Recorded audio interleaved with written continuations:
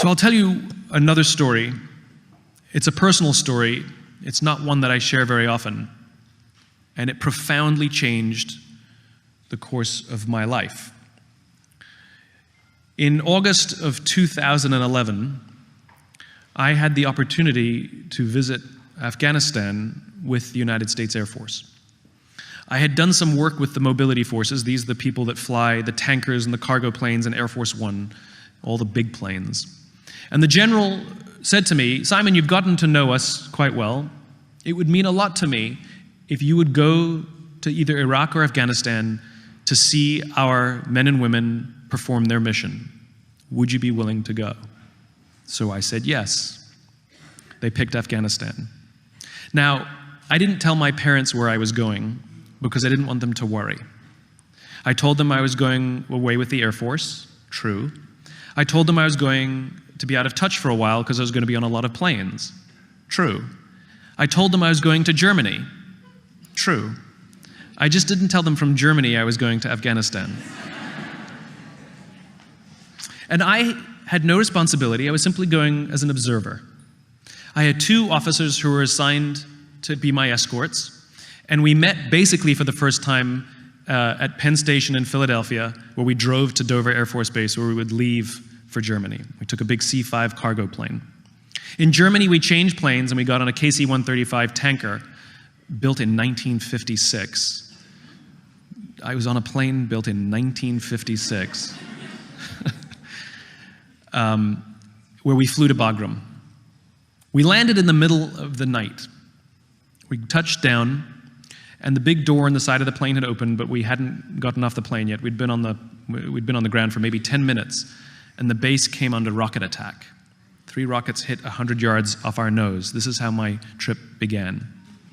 Now, if you've ever been in a war zone, for those of you in the room who've ever been in a war zone, you know this. You have all the feelings you're supposed to have, you just don't have them at the right times. Weirdly, I was incredibly relaxed, and maybe that's because the people I was with were incredibly relaxed and I felt safe. The panic came later. We're eventually given the all clear, and we went to our housing. Now, the purpose of being in Afghanistan, we were going to be in the country for up to 30 hours, and the goal was to witness an airdrop mission. They're not regularly scheduled, so we had to find out if there was one as soon as we got there, and it turns out there was one first thing in the morning. So we got about 2.5 hours, 3 hours of sleep, and we went and got on this airdrop mission, which was incredible. We sat in the back of a C-17. We flew about an hour and a half, 2 hours out to the middle of nowhere, Afghanistan. The plane dropped down to about 2,000 feet. The back door opened, and we sat there and watched as cargo flew out the back so we could resupply an Army forward operating base. It was an amazing, amazing experience. We then flew back to Bagram, and the goal was to come back home. There's no regularly scheduled flight, so we have to sort of find out what flights we can get on, and it's always up to the discretion of the pilots.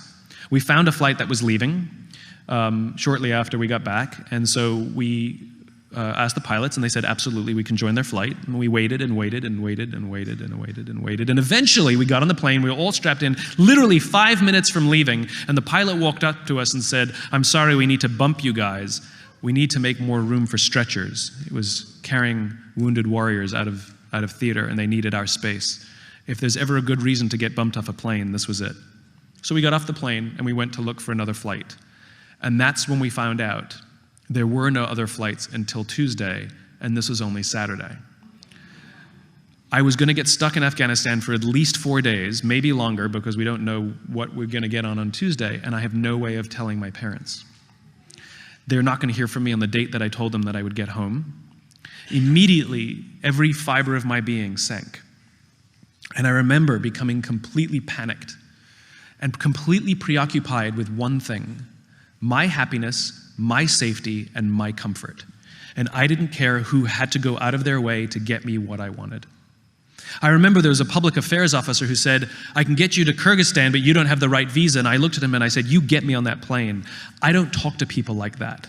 And I could see myself becoming this person that I hated. Some of us in the room have worked for somebody in our careers who wants the next promotion, and they don't care that they have to turn our lives upside down so they can get what they want. I was becoming that person. We went back to our housing, And I lay down on the bed and closed my eyes. My mind was racing. I was convinced that there would be another rocket attack on the base. I was convinced that I was going to get hit. I was convinced that my parents were going to find out that I was in Afghanistan when an Air Force officer knocks on the door. I was convinced. Paranoia, fear, everything that you can imagine swept over me. One of the officers that I was traveling with said, "I'm going to see if I can get us on another flight," and he left the room. The other officer, thinking I was asleep just because my eyes were closed, said, "Well, I'm going to go to the gym then," and he walked out and turned off the lights for me. I couldn't sleep. My mind was racing. All I wanted to do was get out of there. I regretted saying yes. I regretted being there. I didn't want to be there. I'm in the purpose business. I write and talk about this sense of why and sense of purpose in our lives. So I started to remind myself, Simon, you need a purpose. You don't have a purpose. You need a purpose. So I started inventing one. You're here to tell their story. It worked for like a few minutes, and then I would slide back into my fear and panic again. And I realized what was happening to me is I was living the equivalent of an unfulfilled life compressed into 24 hours. I had an amazing day. I got to see something that most people will never get to see in their entire lives, except I didn't want to wake up and do it again the next day. And I think many of us do the same thing.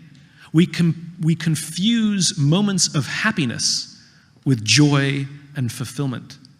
We confuse winning a piece of business, getting a promotion, getting an award, getting recognition, doing well on a test with actual deep fulfillment.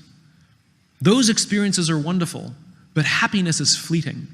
There's not a single person in this room, absolutely zero, who's walking around with an amazing sense of accomplishment for that test that you aced a year ago. That feeling is gone. Fulfillment is something entirely different.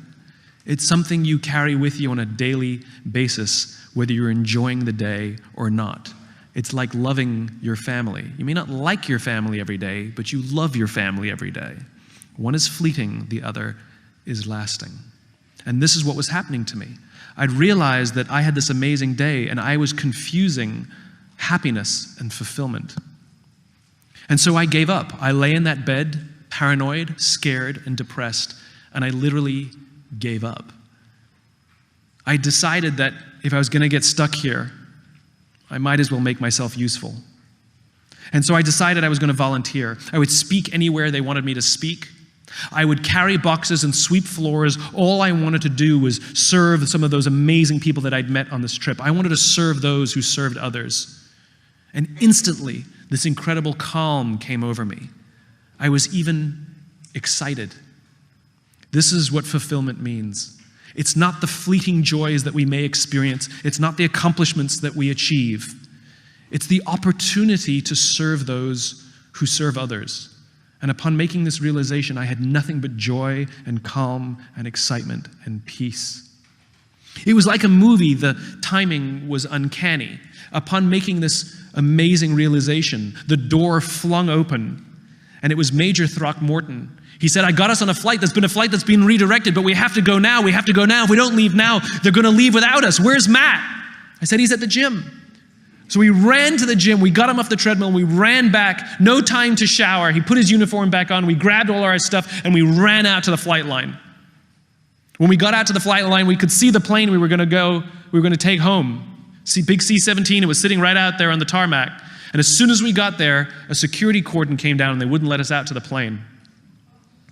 Because somewhere else on base, they were having a fallen soldier ceremony. And out of respect, when they have the fallen soldier ceremony, everything stops. And so we sat on the curb and waited. And I told the guys what I had gone through in the bed just moments ago. And I cried like a baby. And this is one of the things a lot of people don't realize about the military. Crying is just fine. Those guys kept me safe, not just physically, they made me feel safe. And I felt totally comfortable telling them what I was going through and how I felt. Eventually, the security cordon came up, and they let us out to the plane. We would be the only 3 passengers aboard this plane other than the crew. What I didn't tell you is the reason the flight was redirected is because we would be carrying home the fallen soldier for whom they just had the ceremony. The Army brought the flag-draped casket on board. All the Air Force crew stood in a line at perfect attention. I'm a civilian. I put my hand on my heart. I felt kind of stupid. So I stood at attention with the Air Force crew as the Army laid the casket in the middle of the aircraft. They all did a very slow 8-count salute. They marched off the plane, and we watched them hugging and crying as they walked away. The crew got to work strapping this precious cargo down. We then had a 9.5-hour overnight flight back to Germany, where I slept right next to this casket. On every other plane I went on, we talked, we joked. Barely a word was spoken in nearly 10 hours. On every other flight, I visited the cockpit and hung out with the crew. I didn't visit the cockpit once. And I'll tell you, it was one of the greatest honors of my life. Having just gone through this incredibly strange experience on the ground, I had the honor of bringing home somebody who understands service much deeper than I will ever understand it. Serve those who serve others, and you will live a life of joy and fulfillment. Discovering your why is just the beginning. In order to enjoy all the benefits of having a clearly articulated why, you'll need to have the courage and discipline to use it. Like Thomas Edison said, vision without execution is hallucination. There is an ideal order for implementing your why, though sometimes reality does get in the way, and it all starts with you. Our natural tendency is to start with the tangible. We define our value by what we do, so it takes practice to start with why. Like riding a bicycle, at first we're unsure, unsteady. We're in our heads thinking about all the things we need to do, pedal fast, keep enough speed so we don't fall over. We have to really concentrate. We may even fall over, even scrape our knees, but we get back on the bike and try again, and eventually it becomes natural. Starting with why is no different. At first, it feels awkward. It may not even work, but with practice, it will become so natural that you won't even be able to imagine a time when you couldn't do it, just like riding a bicycle. In time, your why will act as a filter for many of the decisions and choices you make. It becomes a tool to help you find a job or seize an opportunity in which you're more likely to succeed. It removes a lot of the guessing. Here's a metaphor to show you what I mean. It's called the celery test. We're constantly asking people for their advice on what to do or how to do it. It's like going to a dinner party and somebody says, "Do you know what you need? You need M&Ms. We've done so well with M&Ms, you've got to use M&Ms." Somebody else says to us, "Rice milk. In this economy, you have to use rice milk." Someone else says to us, "Kit Kats. You have to use Kit Kats." And somebody else says to you, "It's all about celery." We go to the supermarket with all this good advice from all these smart people with brilliant case studies, and we buy everything. We buy Kit Kats and M&Ms, celery and rice milk. There's a lot of time we spend at the supermarket and a lot of money we spend at the supermarket. And when we get to the checkout lane, we're standing there with all these products in our hands, and no one can see what we believe, because we bought everything. But let's imagine we know our why. Let's imagine our why is to always be healthy and only do things that protect the health of our bodies. Now, which products do we buy? Given all the same advice from all the same smart people, this time we only buy celery and we only buy rice milk. They're the only two that make sense. We spend less time and less money at the supermarket. And when we're standing there in line with only celery and only rice milk, now people can see what we believe. Somebody walking past can say, "Hey, I can see that you're healthy, so am I." You just attracted an opportunity or a referral or a friend, simply by saying and doing the things that you believe. And the best part is it's scalable. As soon as I said the why, you knew exactly which products we were going to buy. This means the more you can articulate your why, the more others will know what you stand for and will be able to help you make the right decisions. From now on, you will work to ensure everything you do is a good fit. If you do too many things that aren't a good fit, you'll feel uncomfortable and people will feel that you're being inauthentic. On the other hand, when you start with why, your ability to stand out, find support, and work to all your natural strengths will flourish. With practice, you will learn to trust your why. You will eventually start to see your job and the things you do as ways to breathe life into your cause.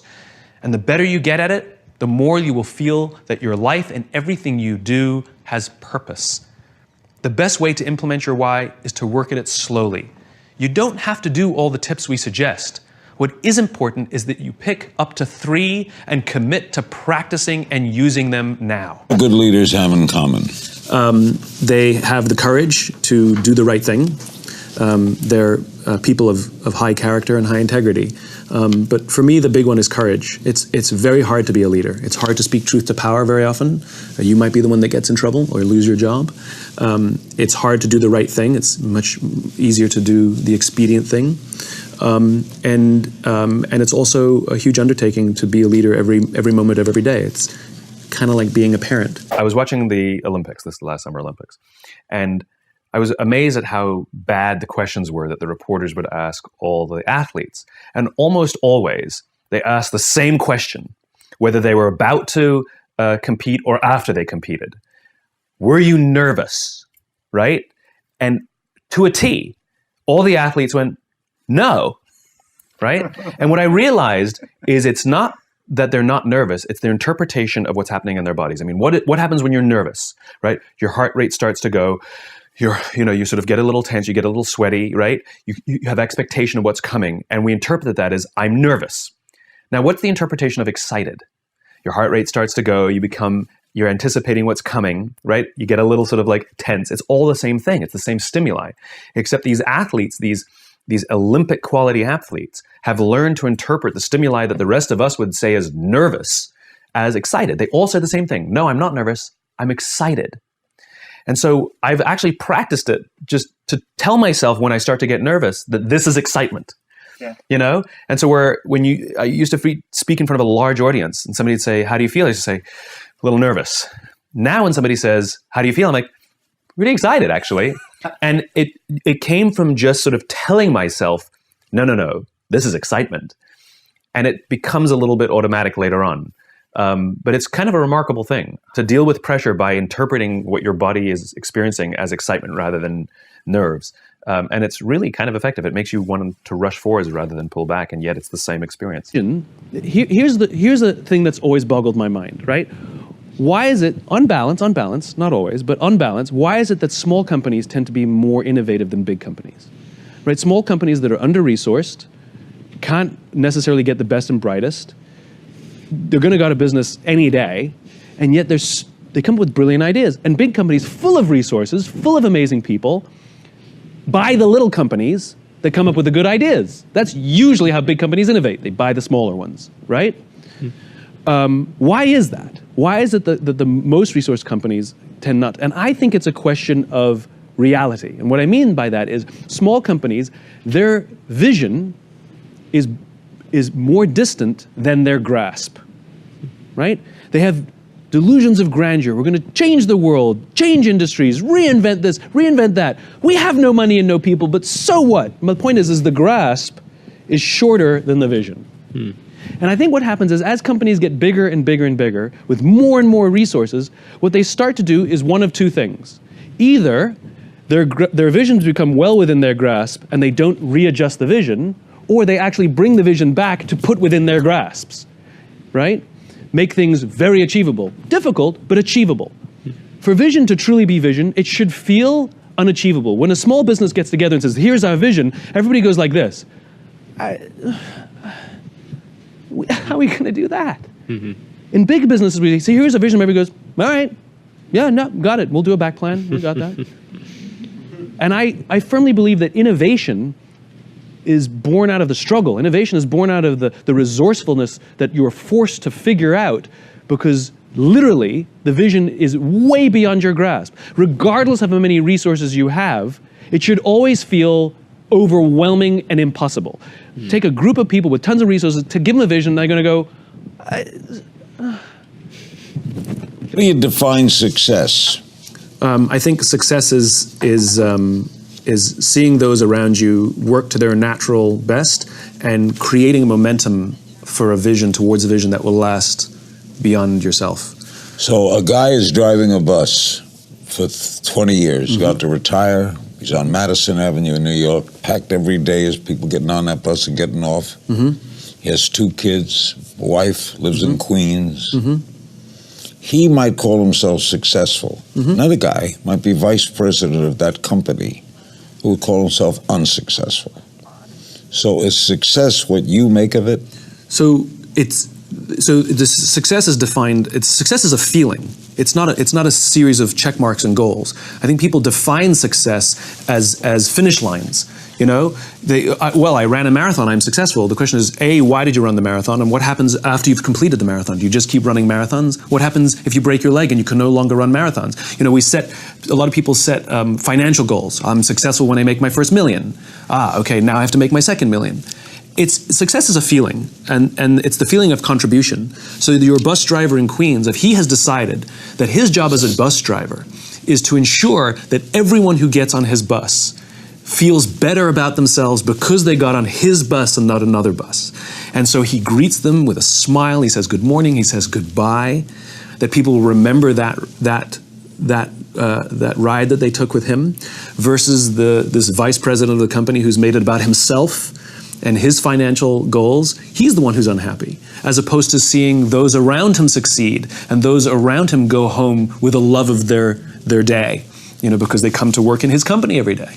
So I still believe success and good leadership are about service to others. What you'll find is that the better you are at communicating your why, people will want to work for you regardless of the opportunity that you afford them. Like, they want to be a part of it. Yeah. We do a little thing, which we've been doing for years and years and years, called a give and take. Whenever there's any kind of relationship, whether it's an outside partnership or even somebody who joins our team, we do something called a give and take, where we want somebody to be selfish and selfless within the relationship. So not give and get, but give and take. So we'll ask them, what is it that you have to give to us, that you have that you think that we need, right? And they'll tell us. And then we'll say, great, what is it that you selfishly want from us? And we want them to tell us what they can get from us and no one else. I believe in that so much. And when those things match, you have a balanced relationship. Because, so for example, I've had it with people. You know, they'll tell me what they have to offer, and that's awesome because that's what I want. And then they'll say what they want to take, and they go, oh, I want to work with smart people. I'm like, plenty of smart people. What is it you want to take from me? They're like, oh, I want to help build something. Wonderful, do that anywhere. What do you want to take selfishly from me that you can get nowhere else? And if they can't answer the question, I want to engage in a relationship, and the reason is because in time, the relationship is unbalanced. They're going to be giving, but they're not taking, and I don't even know how to give them what they want. Then they'll complain they're not making enough money, or because it's not balanced. That's right. The game of business is an infinite game, right? It obeys all the rules. There are known and unknown players. You don't know all the competitors necessarily in one industry to another. The rules are changeable. We haven't all agreed what the rules are. And there is no winning the game of business, right? The game just perpetuates. In fact, the game of business has existed longer than every single company on the planet today, and it will outlast every single company on the planet today. If you look at the Dow Index of 30-something odd companies that make up the Dow Index, something like 70 or 80% of those companies are 35 years or younger, right? So it gets me thinking, if you listen to the language that companies use, they don't know what game they're in. They talk about being number one. They talk about beating their competition based on what agreed upon criteria, based on what agreed upon time frame. Is it market share? Is it profits? Is it revenues? Square footage, number of employees? Over what, 1 month? 5 months, 6 months, a year, 5 years, 10 years, the life of the company? I haven't agreed to those rules. And so companies can arbitrarily declare themselves number one in anything they want if they set the standards and the time frames. And the only reason we do these things on an annualized basis is we tend to compare ourselves to other organizations annually, is only because we pay taxes annually. If we paid taxes every 18 months, that would be sort of the standard. But again, we still haven't agreed what the metrics are to be number one. That means the companies that are playing the infinite game are playing against most of the others who are playing the finite game, means those finite companies find themselves in quagmire.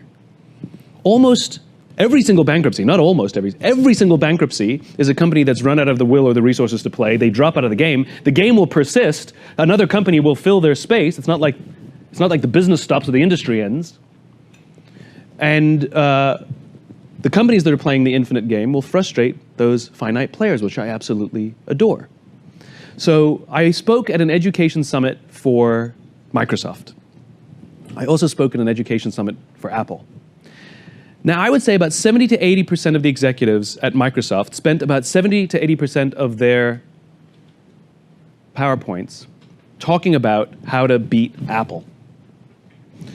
At the Apple Summit, 100% of the executives spent 100% of their presentations talking about how to help teachers teach and how to help students learn. One was obsessed with their journey, with their vision, with their cause. The other one was obsessed with their competition. Guess who's stuck in quagmire?